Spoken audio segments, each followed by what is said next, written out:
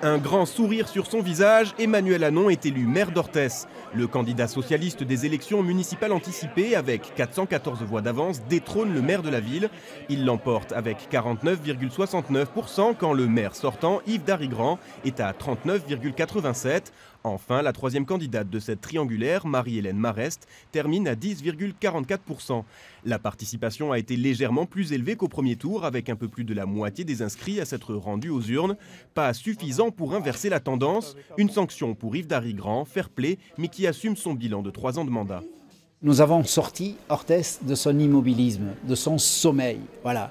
Et on ne peut le faire qu'en prenant des décisions. Ce que je reproche à M. Hannon et à M. Moller dans leur mandat passé, c'est qu'ils ne prenaient jamais des décisions. La ville ne bougeait pas. Et d'ailleurs, c'était Mortaix. Et aujourd'hui, pardon de vous dire ça, mais Mortaix, on ne le dit plus tout à fait autant. Emmanuel Hannon, nouveau maire d'Orthès, va devoir reprendre plusieurs sujets brûlants, notamment le budget de la ville, dans l'impasse depuis plusieurs mois et qui avait conduit à ces élections anticipées. Mais avec une majorité retrouvée au Conseil, l'espoir de débloquer la situation semble être de retour. Je ne pensais pas que le résultat serait aussi grand.